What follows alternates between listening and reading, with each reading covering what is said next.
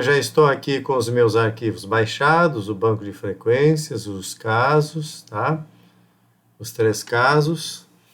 Então, só para vocês terem uma ideia, o banco de frequências, ele aparece dessa forma. Pode ser construído no Excel, e aí no Excel ele vai aparecer dessa maneira assim, tá? Então, você coloca na coluna A, você bota aqui o nome do marcador, e na linha seguinte, a partir da linha seguinte, nessa mesma coluna, os números que correspondem aos alelos. E na coluna B, as frequências aqui dos alelos desse marcador. Aí deixo uma linha em branco e coloco o nome do outro marcador e assim sucessivamente, o nome dos alelos e as respectivas frequências na coluna B em frente aos alelos. E assim você pode pôr a quantidade de marcadores que você precisar aí para análise dos seus casos, tá? Então a gente faz isso no Excel e salva no formato TXT, e aí ele vai ficar assim, né? O arquivo TXT fica nessa forma aqui, sendo que eu usei aqui como separador de decimais o ponto, tá? Porque é assim que o software consegue interpretar as frequências. E esse outro arquivo aqui é o arquivo TXT com os perfis genéticos das pessoas que vão ser analisadas, tá? Que foram analisadas. Esse formato de arquivo ele é produto da exportação que a gente faz dos dados de cada caso naquele software de análise que nós já vimos numa aula anterior aí. Então ele já exporta nesse formato. Se for do GeneMapper, já sai assim. Se for do GeneMarker, que for o que nós usamos, a gente tem que fazer uma ediçãozinha pode ser feita no Excel mesmo, e para ficar nesse formato, mas é coisa pouca, tá? Enfim, uma vez preparados aqui, vocês podem ver que está aqui, nesse caso tem a mãe do requerente, requerente, mãe do suposto pai, pai do suposto pai, tá? E assim vai se repetindo aqui para esse marcador, a melogenina, que é identificador de sexo, depois vem para o CSF1PO e assim por diante. Então, estando nesse formato, o arquivo está pronto para ser lido pelo Famílias. Então, nós vamos lá agora. Antes, só mostrar aqui esse primeiro caso que nós vamos analisar. Eu acho que ele já está aberto aqui. Então, esse é um caso que tem a mãe do requerente, o requerente, a mãe do suposto pai e o pai do suposto pai, cujos perfis estão aqui apresentados nessa planilha. Então, nós temos aqui os 2 genitores do suposto pai, cujos perfis serão comparados aqui. Muito bem. Aí nós vamos agora para o software. Então, já instalei o meu software Famílias, é só abrir aqui e ele vai abrir essa janela. Então, o primeiro passo que eu tenho que fazer aqui é clicar nesse ícone aqui. Então, você bota o cursor, ele vem em General DNA Data. Isso aqui é para você fazer carregar aqui o banco de dados de frequências. Então, você clica nele e vem aqui nesse botão aqui embaixo, Import. Clica em Import. Vamos lá para onde estão os nossos arquivos, né? E eu vou aqui para Banco de Frequências Alélicas e clico em Abrir, tá?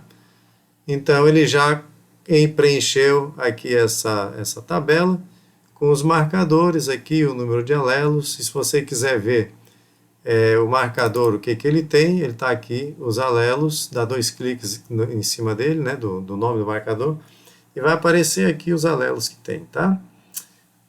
Eu vou fechar. Eu não vou salvar nada, porque já está tudo pronto. Se eu for para o D21, aqui estão os alelos, tá? Então, tudo certinho aqui. E aí eu vou e fecho essa janela, tá? Então, tem que fechar isso aqui. E agora eu vou importar os dados do caso. Então, eu pulo um ícone, venho para cá onde tem esse DNA aqui. Clico nesse ícone e vou aqui importar. Eu poderia editar aqui, entrar os dados aqui, mas daria muito mais trabalho. Eu vou em Import. E agora eu vou aqui nesse caso 4, tá? E clico em Abrir. Aí ele vai me perguntar se quer que eu mude o nome do projeto para o nome do arquivo, que é caso 4, eu digo que sim. Ele me pergunta se o arquivo é importado do GeneMapper, eu digo que sim. E eu vou agora clicar nesse botão Select All, tá? Ele vai habilitar todos, e clico em Import. Uma vez que importei aqui, está tudo certo, eu posso só fechar essa janela. E agora eu venho para esse outro, vou abrir uma outra janela aqui, onde tem Persons, tá? Então eu clico nela, e eu tenho aqui mãe do requerente, requerente, mãe do suposto pai, pai do suposto pai. Acontece que falta algumas pessoas para montar isso. O primeiro que falta é o suposto pai. Ele não foi analisado, mas eu o incluo aqui tendo cuidado de selecionar aqui em gender o sexo masculino, tá? Male. E clico em Add. Então adicionou o suposto pai, tá? Porque o software ele só entende a relação pai-filho, mãe-filho, tá? Genitor-filho. Então, para eu montar esse pedigree aqui, como é chamado nesse software, eu preciso identificar as pessoas. Acontece que eu tenho duas hipóteses aqui, uma de que o suposto pai é o pai do requerente, e outra hipótese que um outro homem é o pai do requerente. Então, eu vou colocar esse outro aqui também, tá? Eu vou deixar aqui só como outro indivíduo do sexo masculino e adiciono. E aí consegui, então, fechar todas as pessoas que eu preciso para fazer essa análise. Então, fecho essa janela e venho para a próxima, que é das relações conhecidas, o Final Relations. Tá? Clico aqui e aqui eu tenho dois menus que eu vou usar. Nesse da esquerda eu vou selecionar quem é pai ou quem é mãe. Então, a mãe do requerente e o requerente, que é o filho, né? E adiciono. Então, são as relações que eu conheço, tá? Sei também que a mãe do suposto pai é mãe dele aqui, né? Do suposto pai. Então, eu ponho suposto pai aqui como filho. Também sei que o pai do suposto pai é pai do suposto pai, né? Desculpe a redundância, mas... Então, o suposto pai. E adiciono aqui, então, as relações que eu conheço são essas, que a mãe do requerente é mãe do requerente, e os dois, pai e a mãe do suposto pai, são pais do suposto pai. Então, vai aparecer nessa coluna da esquerda os genitores, e na coluna direita quem é filho, tá? Uma vez fechadas essas relações, que são as que eu conheço, né, antes de fazer a análise, eu fecho essa janela, e vou para o último ícone aqui, que é o dos pedigrees, tá? Então, vai abrir essa janela. Eu vou clicar nesse segundo botão aqui, botão Add. Então, ele vai já aparecer o pedigree 1. Eu vou considerar esse pedigree 1 como da hipótese do suposto pai ser o pai da criança. Então, eu venho aqui embaixo e adiciono essa relação. Então, aqui eu ponho suposto pai e aqui requerente, tá? E adiciono. E posso fechar aqui. Mas eu tenho que ter um pedigree alternativo, um pedigree 2, no qual um outro homem que não o suposto pai é o pai da criança. Então eu vou clicar adicionar aqui, vai aparecer já preenchido as relações conhecidas, e eu vou colocar aqui o outro como pai do requerente, tá? E adiciono aqui. Fiz isso, clico em Close, fechei. Agora vou aqui em Calculate. E ele me pergunta se eu quero salvar antes dos cálculos. Eu digo que sim. Aí ele vai abrir lá naquela mesma pasta que eu já tinha criado com os dados, e eu clico em salvar. E ele já me deu aqui o resultado, tá? Então ele está dizendo que o pedigree, a probabilidade dele é 0,9999, tá?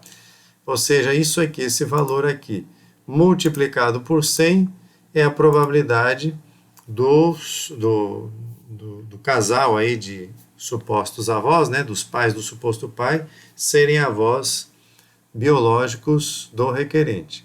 Então, se eu quiser ver aqui o cálculo para cada marcador, eu seleciono esse pedigree 1 e clico em View Result. Aí vai aparecer aqui o resultado para cada marcador. Então, a LR, a razão de verossimilhança, para o CSF1PO é 3, para o D12 é 2,5538 parará, D13 6,11309 e assim por diante, tá? E aqui embaixo ele dá o total da razão de verossimilhança, que é isso aqui. Esse arquivo com o resultado ele pode ser salvo. Então você clica aqui, Save, e aí eu sugiro que bote o nome aqui, caso 04, mas bote um outro nome aqui, resultado. Senão ele vai se sobrepor aos dados do caso 4, você vai perder essa informação. Aí você clica ali e fecha, tá? Então os resultados já estão salvos lá. Você pode fechar aqui, isso não irá se perder, você pode salvar o que já está feito, e se for na pasta lá, tá aqui resultado, ele vai aparecer isso, você pode abrir no Word, deixa eu fechar aqui, abrir no Word, cadê abrir com,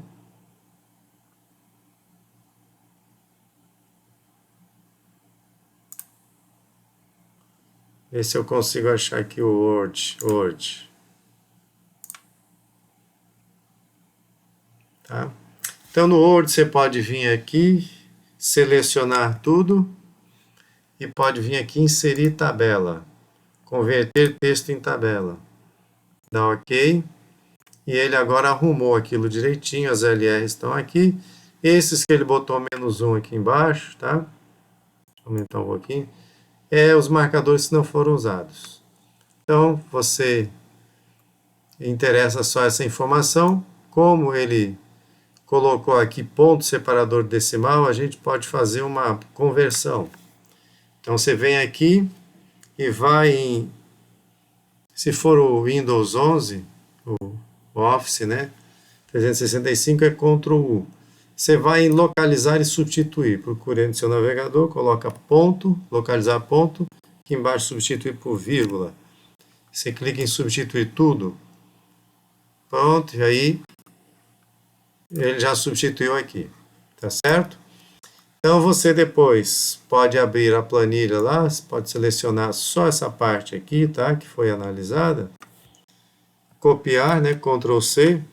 Aí você vem para a planilha aqui dos resultados e cola aqui, tá?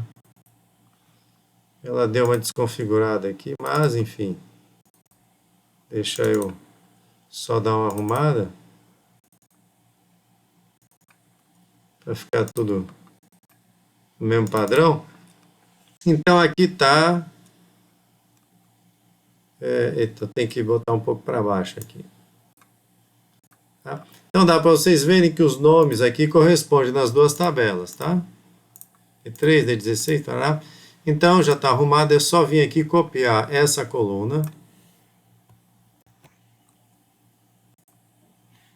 e colar para cá, tá? Ele aparece esse íconezinho, você bota só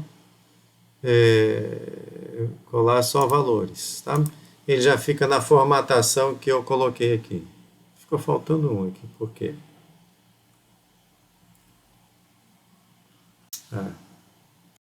Eu colei no lugar errado.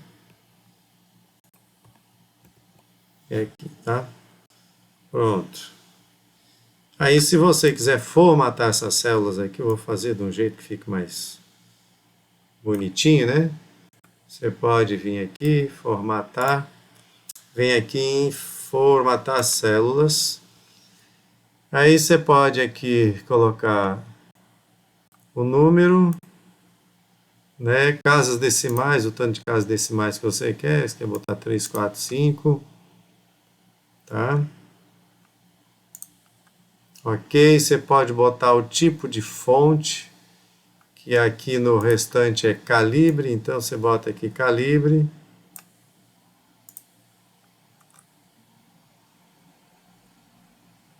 Cadê o calibre aqui? Calibre, tá, para ficar bonitinho, pode centralizar, então tá aqui, tá arrumado o seu resultado aqui. Então, o número de marcadores analisados aqui é só contar, tirando menos a melogenina. E aqui você bote para calcular a razão de verossimilhança, é só fazer aqui igual, multi, e aí você coloca todo esse intervalo aqui, né, que ele vai calcular o produto de todas essas células aqui. Fecha parênteses e dá Enter. Tá? Deu esse valor. Probabilidade vai ser igual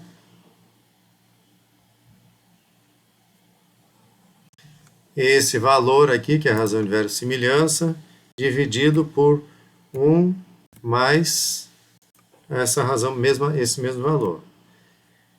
Para ficar em porcentagem, você só vem aqui em cima e clica em porcentagem. Tá? Ele vai colocar 100%, então você vem aqui e aumenta as casas decimais aqui em cima. Até ficar 99, alguma coisa, tá? Pronto. Não pode ficar 100%. Essa parte daqui você pode excluir, tá? E aí é só fazer então o laudo da probabilidade de fulana de tal, que é a mãe do suposto pai, e cicrano, o pai do suposto pai, serem avós biológicos do requerente ali, e você dá um nome para ele, é de tanto por cento, tá? Então assim já está analisado e resolvido este caso.